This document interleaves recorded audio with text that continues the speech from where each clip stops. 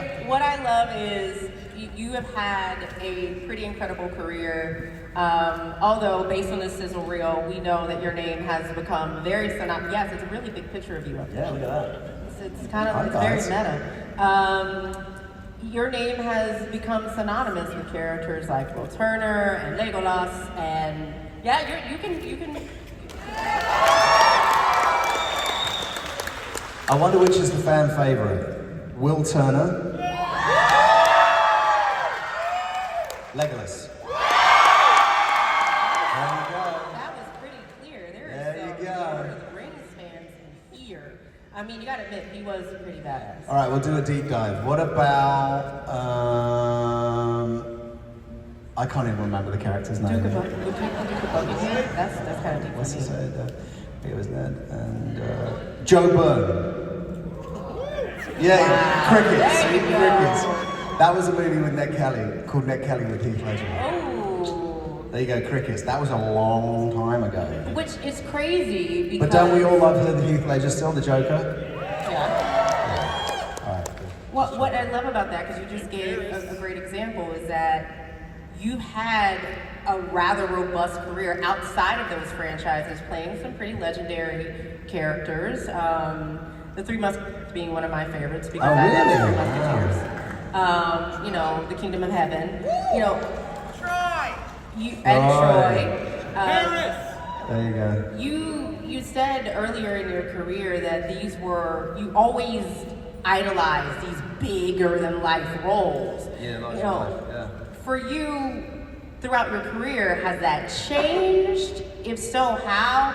And I'm really curious, as kind of a backup in your head, has that changed with parenthood? Oh yeah. I'd say I fortunately feel like I still have a pretty healthy imagination and an appetite for size and scope and scale, which was what all of those movies really were, the opportunity to be a part of. And you know, being a father has brought so many good things into my life. Patience being one of them. The opportunity to stay home and actually do some parenting at times was something that I took a priority on, especially with my son. And now, you know, I'm enjoying all of it. I think, you know, I was so blessed when like I had those giant trilogies, one after the other at the beginning of my career. It was like, wait, what? Those two came along and I was right for both. But it's interesting to see the movies in the theaters today. Things are. How do you feel about the movies in the theaters today? I'd actually love to know. Yes, no. Some great. Are we all Marvel fans? Is that what we are? Yes, Marvel. Okay, cool. But we like. Yeah, I mean, it's interesting because it's a new. We're entering this new phase as well. I think we're going to see how movies adapt with AI and a new world of artificial intelligence. It's going to be kind of exciting to see what happens, right? Maybe I'll be a young version of Legolas again. Oh, don't get everybody's hopes up. You know? But what I love about this is something that kind of spins off of that is these legendary roles have come with a lot of fight choreography. They've come with learning multiple weapons. Yeah. Some real, some, made up and with their own names. Were you at all familiar or trained in any combat training, fencing, martial arts, or otherwise before taking these roles? And did you pick up any skills that you brought along with you? So funnily enough, when I was at school in England, fencing was something that I remember doing at a really early age. It was one of those weird things that, I don't know. I feel like that's pretty esoteric to be fencing at school, you know what I mean? So here we take ballet, tap, and jazz. Right. Where you're from? Fencing. Yeah, it was fencing in England. But so there was a little bit of history of that. But of course, when I went out to New Zealand, I think I was one of the first characters out in New Zealand, and I did like 3 months of training. A lot of that was horseback, although I'd ridden a bit as a kid, and then archery, and then movement, and certainly sword play. I think Kingdom of Heaven had some really cool broadsword kind of work that I really enjoyed. I would say that it's sort of like if any of you are into dancing and do dance class or anything like that, any of those stunt routines are basically like learning dance routines, and you kind of go and you have a dance partner and you got to kind of like try not to take their head off, and they're trying not to stab you in the gut, but make it look like you are. So a lot of it was learning those things, but I think I have a good. I think I had a good skill set for some of that stuff, and today I still like to pick up a bow every now and again, weirdly. I think it's something about the meditation of it. There's an aspect of that I really love. And of course I do a lot of other wild, crazy stuff, as seen in this show I did for Peacock, which I don't know if any of you guys saw, but Orlando Bloom to the Edge. Oh. It was one of those things where we dropped it on Peacock, and I was like, does people watch Peacock? I think Peacock's great, but yeah. So I learned to do some crazy stuff on that. So I do like to be in my body as opposed to in my head. That is something, and I'm actually going to skip to that question because that was definitely on there. You have been called an adventure enthusiast. Oh, there you go. I think is the crafted word for it. But you literally have taken head on these franchises, these movies, but also this Peacock series, To the Edge, where you're racing motorbikes, you're rock climbing, you're jumping out of planes. You got certified in 2 weeks to jump. Okay, so one, how is your adrenaline still functioning? And two, was there one moment that was most memorable for you, or did you kind of stop and go, this is absolutely crazy, I should probably not be doing this, but I'm gonna do it anyway? Yeah, that's good. So I would say,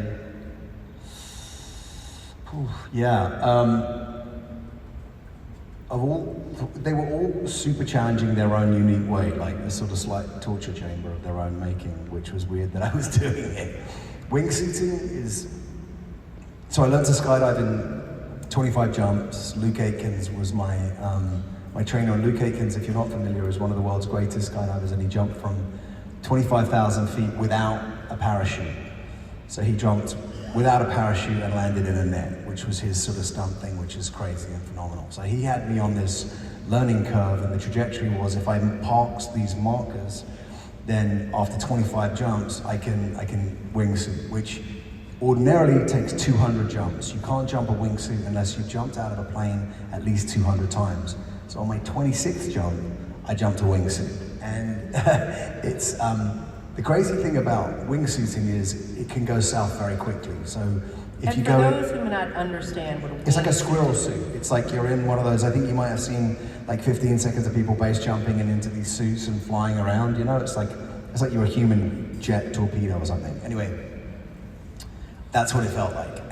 But if you go into some kind of weird spiral at the wrong time and you've got to pull your chute, it can get very challenging mentally and also physically. So that's where things go wrong. But I had a couple of very close calls on that where I had a very intense wobble right towards where I was about to pull a chute, and you have to pull a chute at a certain altitude, and if you go too low, then obviously that's a problem too. So there were a lot of variables that were messing with my head. I swam to 102 feet on one breath when I was free diving, and I learned that in 4 days, which is like 37 meters. And then I climbed this crazy peak in Moab and stand on what felt like a pizza box. And just the exposure, which is basically what it feels like when you're looking down the mountain and like 400 feet all around you, is terrifying. And I would say that everything that I've done in movies up until now probably helped. It's like when you're on a giant movie set, like it feels like there's a massive adrenaline running through you the whole time, because there's a lot of like on moments, and then it's like, okay, here we go. So it was interesting. It was an idea that came up through COVID. I was like, everybody's so afraid. I can feel it, and I get it, It was a challenging time for everyone in the world. We all survived. We all lived through something really challenging. But I was like, what do I do about this fear feeling that I don't like? So I'm going to try and overcome it. And initially, I wanted to do something in a blue zone space, where you meet people who kind of live long and prosper, as it were. nobody really wanted to finance that, but they were into the idea of like Let's throw throwing me out of the Orlando plane down to the bottom of the ocean and up a mountain. So I did that, which kind of worked, and I you know, it was good. It is weird doing it unscripted, though. I will say that's really terrifying. So it's interesting because one, I know a lot of people out there, because you're speaking so calmly about these things, that there are people Googling. It's in my these rearview mirror numbers now. Do you know what I mean? That you're spitting out like 400. They're spitting these things out and going, oh, I would not be calm. But suddenly you go, but unscripted, very terrifying. You know. Well, you've done stand-up. I mean, for me, stand-up would be the same thing. I'd be like, wait, well, you gotta stand there and say something funny. No. I'm good with that. But you did go into a little bit of a space with another productions you're working on right now with Bryce Dallas Howard, which you do step into the role of a method actor who is, for lack of a better word, has been thrown together with his improv troupe of three to take on Britain's underground criminal organization. Yeah. It's a really cool premise. Nick Mohammed from Ted Lasso, Bryce Dallas Howard, myself, a really great Ian McShane, Paddy Constantine, really great. Sean Bean from obviously Lord of the Rings and other great movies, but we worked together there. The premise is these three kind of unique characters who work with Bryce Dallas Howard, who is a improvised teacher. So improvisation, the premise is you say yes and. So you get up on stage and anything goes. And the way you keep an improvisation going in, and improvisation is where, for those that don't know, is where there's no script. It's just you keep the conversation going by just kind of going yes and yes. Oh, that's funny. You're a doctor who likes to plumb the depths of the universe as well. Yes.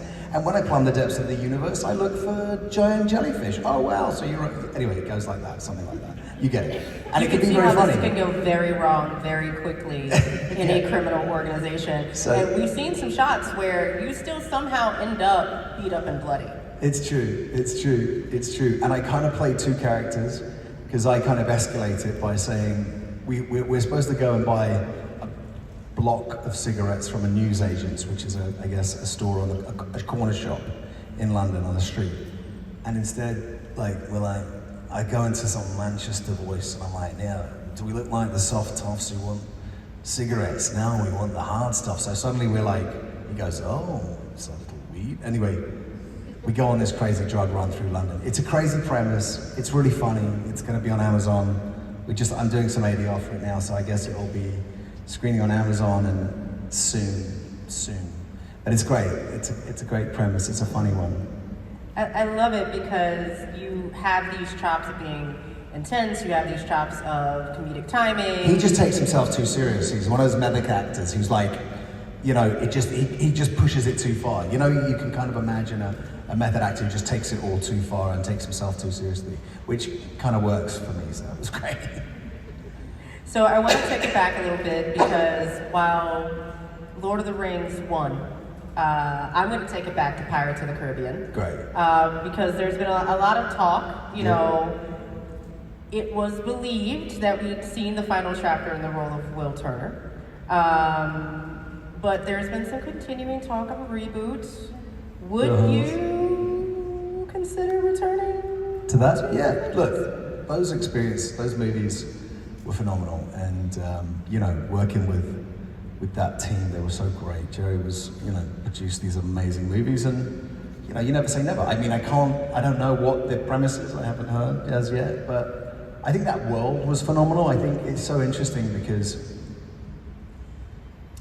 you know, we sort of look at new worlds and think, well, what kind of, I mean, Dune is fantastic, right? We all love Dune, right? And, yeah, so there's world building, right? And I guess, for some of you, Dune is the new thing, but when it was Pirates was the thing, right? We built a world there that was really unique. So I definitely had a lot of fun doing that. If there was something really fun and cool to do with it, but I don't know what they would do with that. I think they've got like kind of all sorts of ideas afoot, but we would see. I mean, there are 7 seas, and it's pretty big. There's plenty of ocean out there. That's true. There is. So I'm gonna hop in because we did have a lot of fan questions. Oh yeah. Who, you know, they wanted to know what were some of your favorite memories from filming Pirates of the Caribbean? In particular, they asked about Keira Knightley a lot. Oh, Keira's so... Well, aside from being strikingly beautiful and very wonderful to work with, and she was so young when she started that whole series, and I think that was a great storyline that we had together. There was, in some ways, Jack was off doing that kind of Mad Jack kind of thing, which was phenomenal, and we were this sort of emotional tie that held that love story, that held that kind of narrative and took the movie forward. So it was a lot of fun. Don't ask me to remember any specific things, because I really feel like at that time in my life it was like everything was going pretty fast. That it's literally I'm like, wait, I even have friends and family go, God, remember when we were in the Caribbean? I'm like, you came to the Caribbean? Really? Wow, who knew? It's one of those things where, I literally am like, oh, okay, that happened lifetimes ago, but I'm very grateful for it. But I do, I remember, I think people say it's not what somebody says, it's how you make them feel, right? Yeah. People remember how you make them feel. And I think that whole experience felt good, and so did everyone I worked with, and there wasn't anything that, there was nothing abrasive to any of that experience. And I hope that, everyone has that same feeling. So I also want to hop in for the Lord of the Rings fans. There was another question that popped up. All right. Legolas versus Will Turner. No weapons. Oh. No weapons. Who wins? I already kind of know this answer. I think it's going to be age and experience over... Which is really hard because an elf has ageless experience. Exactly. I feel like this is... Will would give a really good run for his money though, you know what I mean? He'd go down fighting. Yeah. He'd go down swinging, he'd be he'd get up 10 times, keep getting put down by Legolas with one hand or a finger or something, or maybe a toss of the hair. But he'd be not you again. But Will would just be up and at him, keep going. God I think the other question is, does the fight ever end at this point? Because both of them feel both they just go forever. Yeah, definitely. Will have that teenage toss or whatever it is, young man's energy. I think that would be really amusing actually. Quite a funny sequence. Actually, that's quite a good AI scan. We should do that. Don't anyone else steal that idea. I'm doing that. So another thing. Get all my characters together and see who wins a brawl. Oh. Well, Alien in there. Including your most recent character, you play a boxer in That's The true. Cut, Yeah. which you also had to cut your hair, sadly. Yes. I have to ask before I ask this question, long hair or short hair, what's the preference? At this age, honestly, short hair is so much less management. So much less to manage. And I'm like, is it still there? It's it's fallen a bit weird, you know what I mean? But no, I don't know. I'll probably go.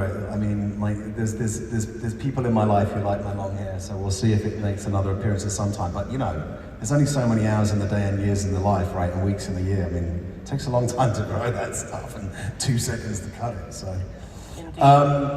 what were you going to ask? I was going to say. So, thinking about the new show on Peacock, and then thinking about what you've done with The Cut and Gran Turismo, right. You've taken on some pretty intense roles, and you of late, and you really you dive into it, you have no problem. Yeah, I go 110% for sure. Your body, you lost 35 pounds. Something, I was I'm about 185, and I dropped to 151, which was crazy. So the movie The Cut, which is this small independent movie we made in London that I developed for some time with an amazing, with a guy who I produced something that I shot, which landed in COVID, but I think it's a movie called Retaliation that was really dark story, but it was probably one of the best performances of my career, and it landed in the middle of COVID when people just weren't, maybe they saw, but maybe not. Anyway, The Cut is a movie, it's a boxing movie, but the unique thing is it's really about, the fight is about making weight.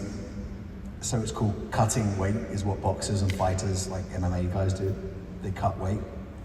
So the movie is about cutting weight. I don't know if you saw a movie called Good Times.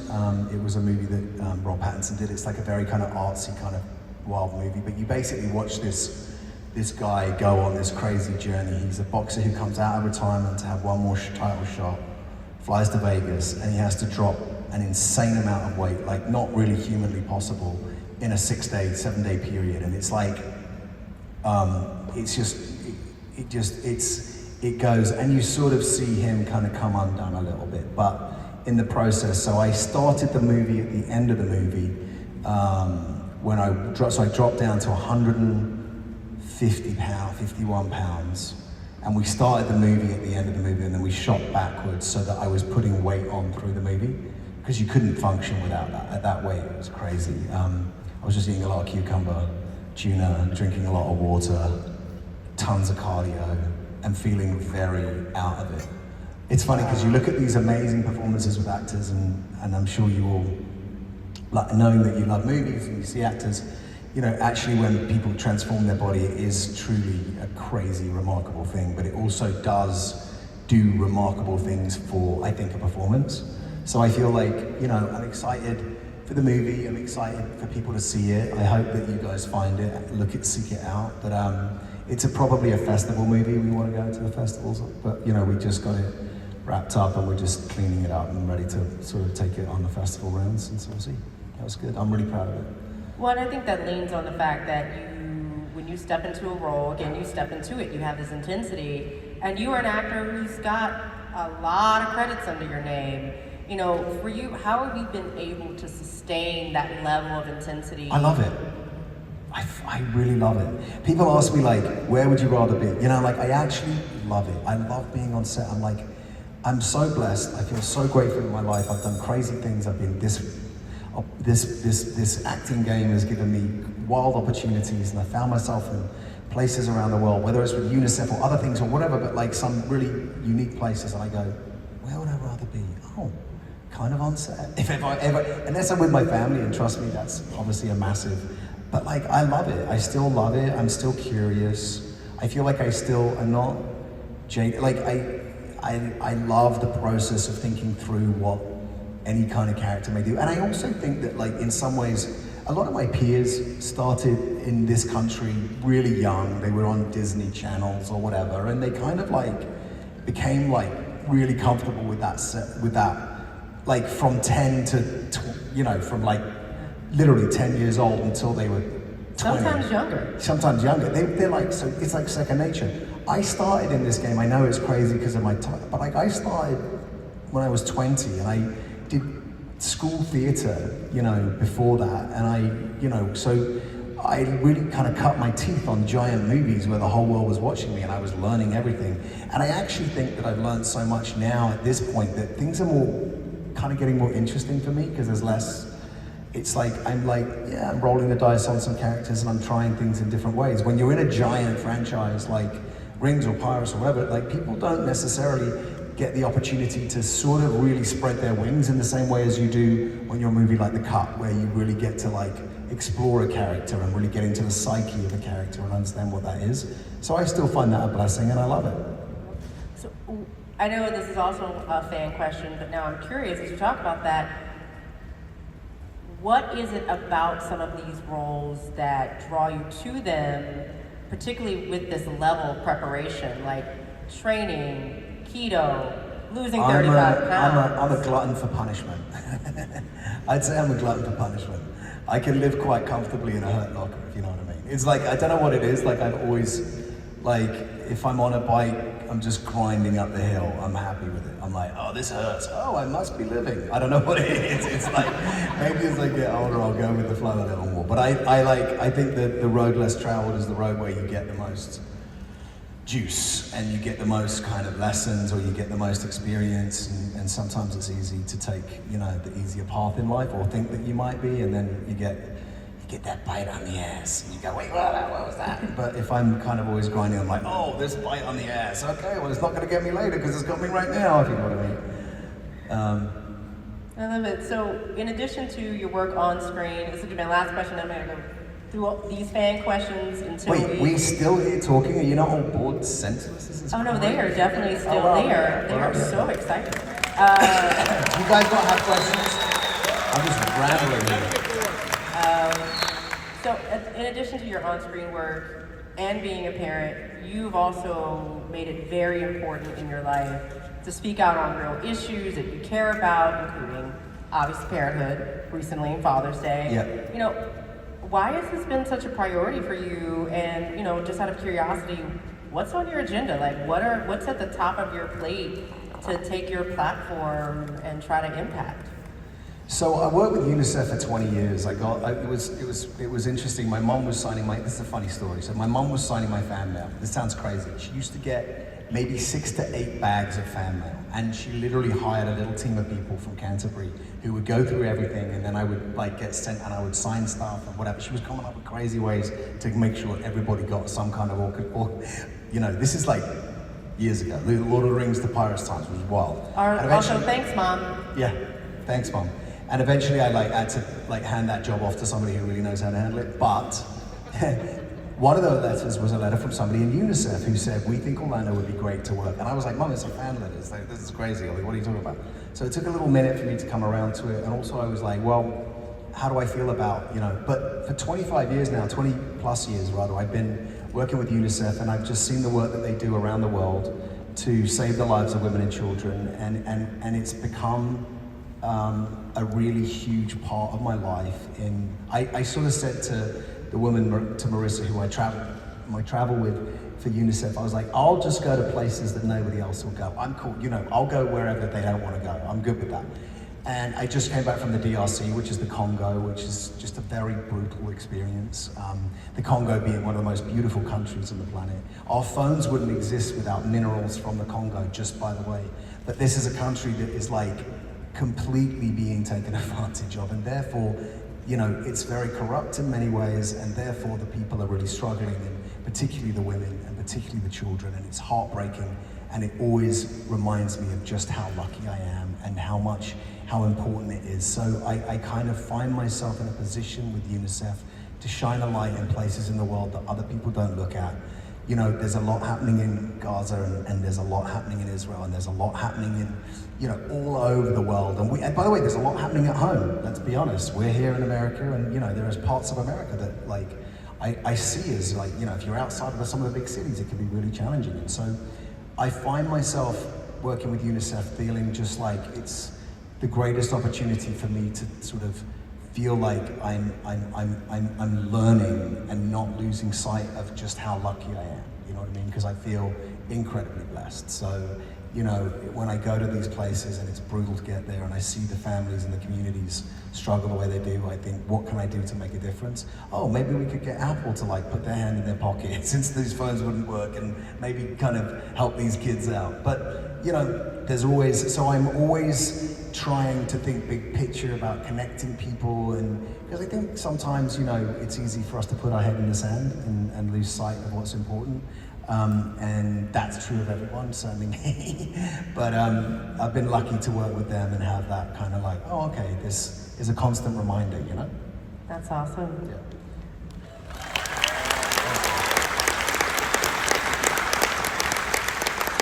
So before you have to go, very shortly, I am going to go through as many fan questions as I can. Forgive me for those who I got to and didn't get to read your name, but are you ready? Ready. What is the most challenging Still up there, role guys. you've played to date? Challenging role I played today? From Sarah McCoy.